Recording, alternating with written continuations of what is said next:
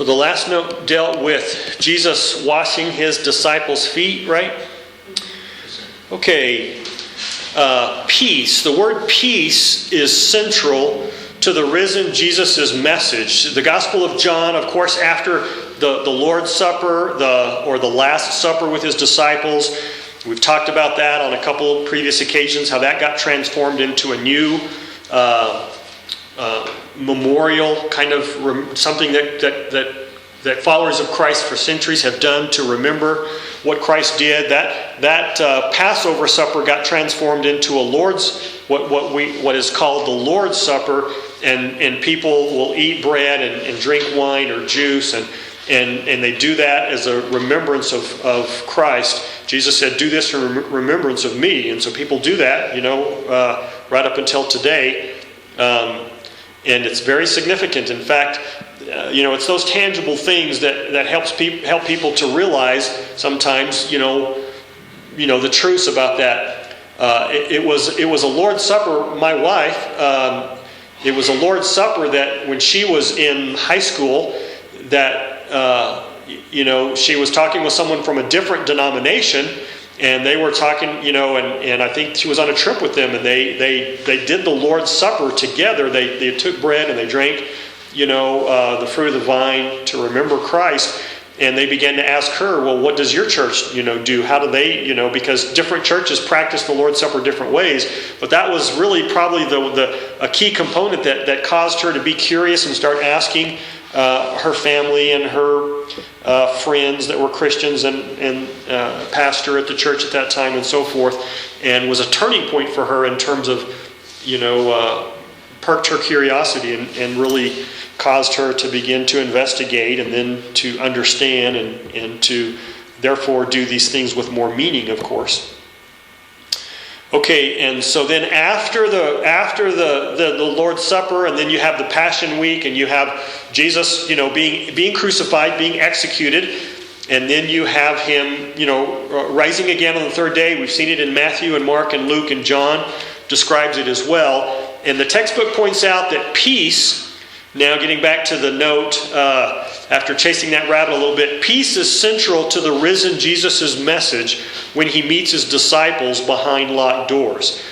And so, just that peace, because probably at no other time in their life were they so confused that they had followed Christ, and yet they thought he was going to maybe deliver them in some way, but they didn't understand. And even though he tried to warn them and tell them ahead of time, the Son of Man will be delivered over to death. He'll be raised again. But they just didn't understand that. All of a sudden, their leader was executed. That just became overwhelming to them. So what was the central message? When Jesus met with his disciples after the resurrection? Well, it was peace. And he probably used the Hebrew word. Of course, the oldest manuscripts, and we think the original manuscripts in the New Testament were certainly Greek. But they're presenting that because that was the language of the day and the common language. And yet, when Jesus actually spoke, oftentimes it was probably Hebrew and or Aramaic at times. And so probably when Jesus, appeared to his disciples, when they were locked and kind of hiding, and he just appeared among them, he probably used the Hebrew word. Anybody know the Hebrew word for peace? Shalom. Shalom. Good. Probably used the Hebrew word shalom. So that's what I basically have in this note, is that peace was central to the risen Jesus' message when he would see his disciples, and when he specifically when he met with his disciples behind locked doors. It's referred to in the Zondervan Handbook of the Bible on page 636 there. And he probably used the Hebrew word shalom,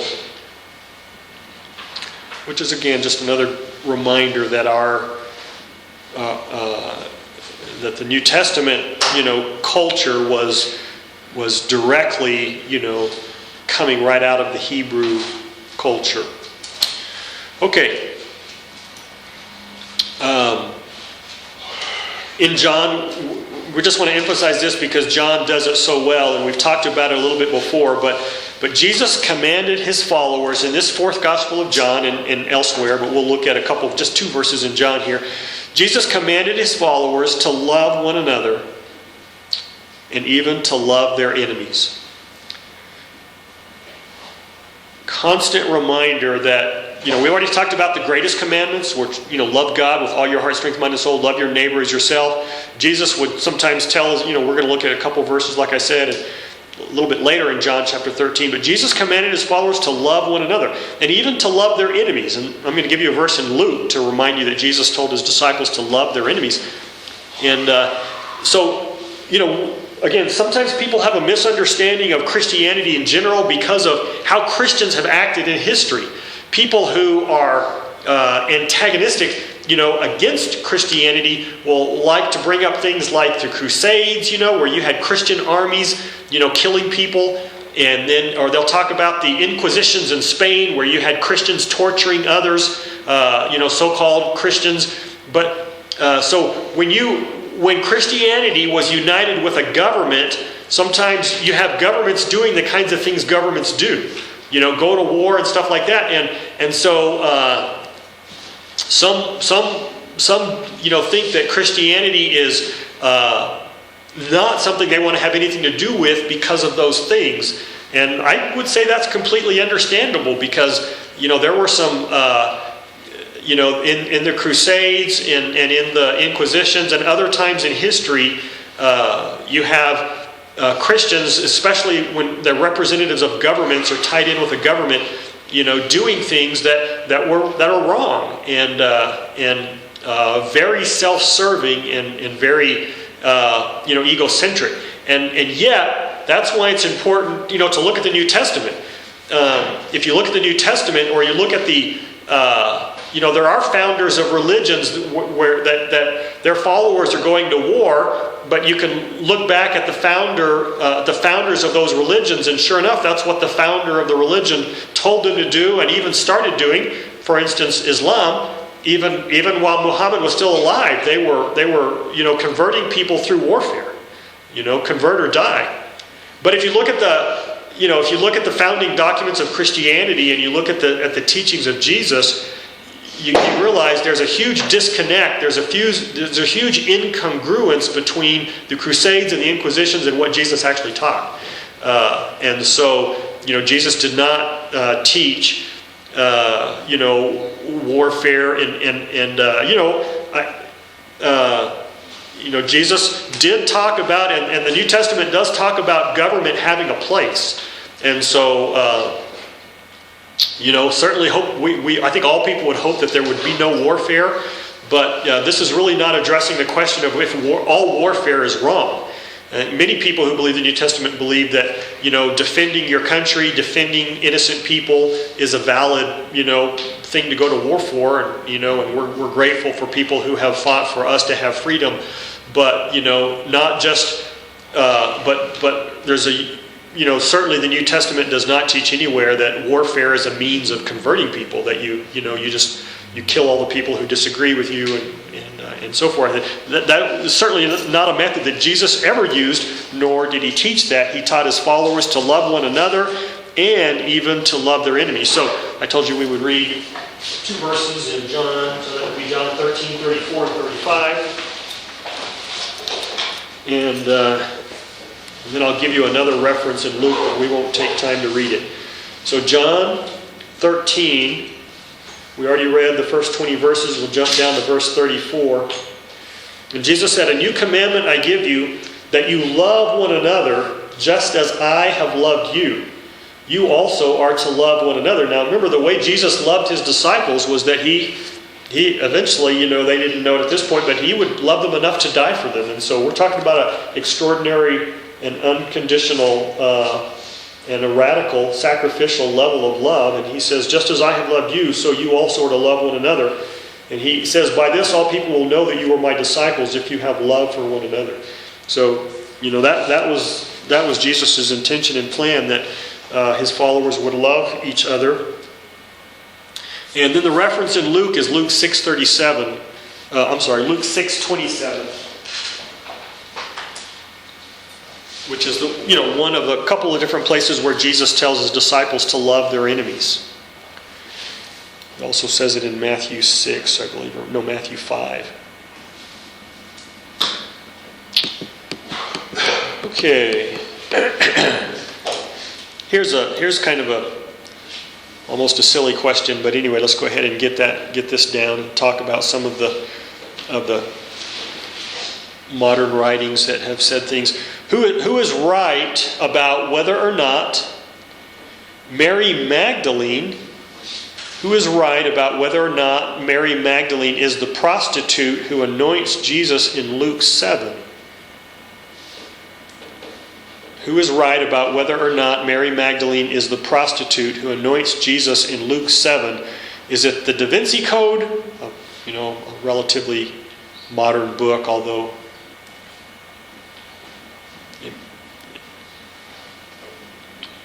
as I get older and older, it seems my students get younger and younger, and some of the things that I think are modern, they always already think are old. But the modern, is it the Da Vinci Code or Gregory the Great?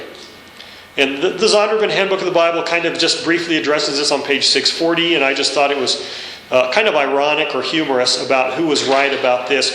Who is right about whether or not, of course this is according to the textbook, but who's right about whether or not Mary Magdalene is the prostitute who anoints Jesus in Luke 7? Is it the Da Vinci Code or Gregory the Great? Well, it turns out here, Gregory the Great was one of the popes, and he's probably one of my favorite historical popes because he was, I think, pope from 590 to 604. I don't have that in my notes, but that's just from memory, so it could be wrong. But right around there, Gregory the Great was a pope of the Roman Catholic Church, and he emptied the treasuries on behalf of the poor. He wasn't.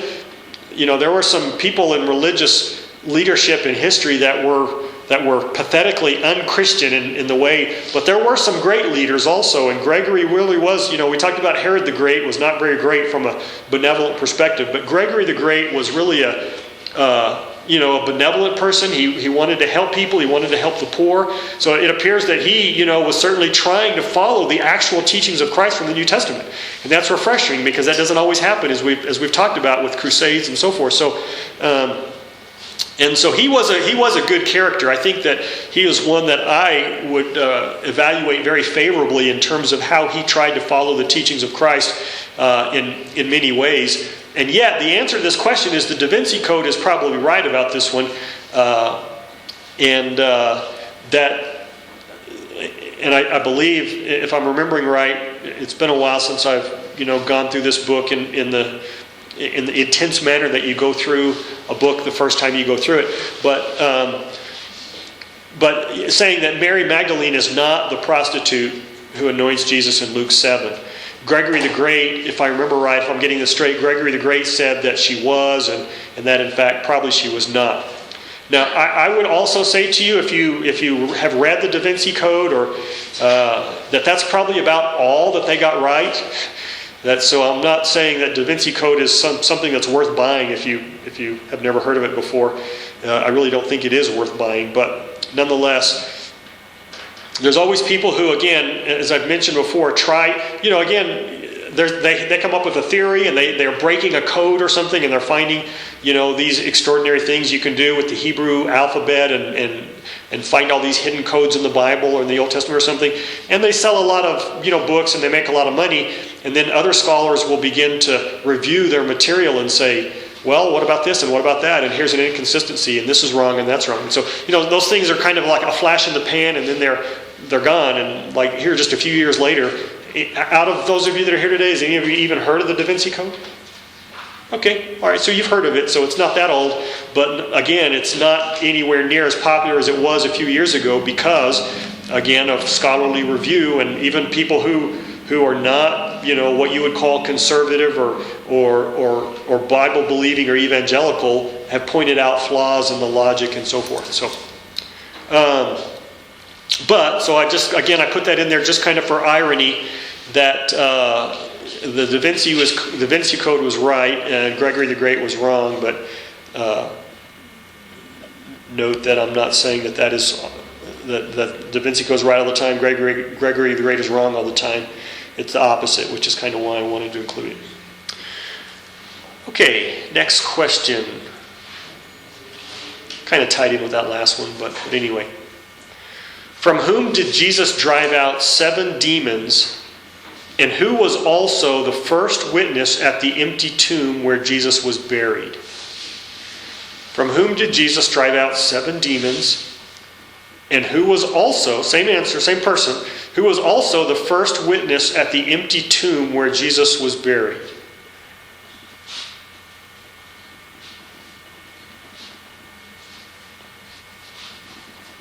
And that answer was Mary Magdalene.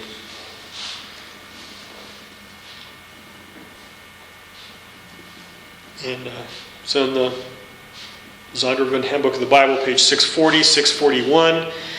And Jesus did a lot of extraordinary miracles, and the people, the early witnesses in the New Testament were often, times the people that had these stories, these testimonies, and they became, as you would imagine, just exactly as you expect, they became powerful witnesses. That Mary and Martha and Lazarus, when the religious teachers were plotting about how they might kill Jesus, they also began to plot about how they might re-kill Lazarus because of these things, these miracles that were taking place and the testimony of these people. More and more people were turning to him, and that's why you have such an extraordinary historical movement, based on just word of mouth and based on changed lives. And so it became, wasn't based on force or violence early on. It wasn't until later in history that government began to use Christianity to its advantage and brought about that terrible combination. Early on, it was people like Mary Magdalene, who was in the exorcism that took place there in the testimony of the New Testament is that Jesus drove out 7 demons from her, and that she was also the first witness at the empty tomb. We talked about how that is not, if the modern Jewish, if the first century Jewish community was making up the stories, they would not have had a woman be a witness to the resurrection. Today, that seems like no big deal to us that would be legitimate, but that would the first century Jewish community would have selected someone entirely different if they were making this up. Is how some people feel like that's a good evidence for what some people in history that look at other documents, not just the Bible, or maybe not even the Bible, they look at other documents. They call that the criterion of embarrassment. That if there's embarrassing things in a document that's kind of embarrassing to the people that produced it, that for them speaks in the favor of the truthfulness of the document, the criterion of embarrassment, because people don't usually include things when they're making things up that make them look bad or kind of silly. And here's another note. Because again, we have a little note that in the book that talks about something being the climax. I lost my place. Let me get it again. Okay, the climax of the whole gospel. Again, that's a superlative statement, so that's always something that you should, if you highlight your books, highlight or underline or make a note of. The climax of the whole gospel, what is that? Well, they say in that Thomas, remember Thomas, what is he known for of the 12 disciples? Thomas is known for, say it again? Doubting. And Thomas, he's kind of a realist. We read, we read earlier in the first half of the lecture, we read about it was Thomas that said, well, okay, Jesus decided to go see Lazarus back to Judea where they were going to stone him, and Thomas said, well, let's go too so we can die with him, So, he was just kind of that kind of skeptical, maybe a little bit of a pessimist, and yet Thomas is the one that makes this declaration of faith, my Lord and my God. And according to the Zondervan Handbook of the Bible, they say that's the climax of the whole gospel. Now, again, don't be too analytical here, because you might like me. I'm overly analytical at times, and I think no, the resurrection has to be the climax of the whole gospel. But again, John wrote John wrote in chapter 20, verse 31, that these things are written that you might believe that Jesus is the Son of God. So John's purpose was to convert people. John's purpose was to, try to share people the good news. The message of the New Testament is that, those who believe in Jesus Christ, not just believe that he existed, but believe as in, what are you trusting in? What are you really, really trusting in to bring you fulfillment? Well, you might say, I'm really trusting in that getting a degree will bring me fulfillment. And, so therefore I'm going to do everything I can to get a degree. Or you might be saying, I'm really trusting in getting married to bring me fulfillment. So everything I do is built around, finding that right person and getting married or whatever. So, what do you trust in? Well, that's the kind of trust. What we're talking about is not just, do you believe Jesus existed, but do you trust him? Or, in other words, are you willing to follow him? And so if John's purpose is to help people to realize, he feels that's so significant. It's the difference between eternal life and eternal punishment in hell. It's so important that John would write this saying, that's what I'm trying to communicate. And so when this doubter, when this skeptic, when this realist says, my Lord and my God, you can see how that could be seen as the climax of the whole gospel. And if you think, well, that may be the case, but honestly, if you ask me, not Zondervan Handbook of the Bible, what that said, but if you want to know my opinion, I think this. Well, I think that's fantastic. That's just good critical thinking, for you to think, well, I see their point, but I would probably answer that a different way. So I hope that you feel the freedom to, process those thoughts as well. And in the essays, you will have some, in the 2 essays that we have left, you'll have opportunities to do that, certainly. Let's see. Is the quiz this weekend? Say that again? Is the quiz this weekend? Yes. And so I think that finishes the information from getting up through the notes that we have. And so we'll go ahead and stop there for the lecture.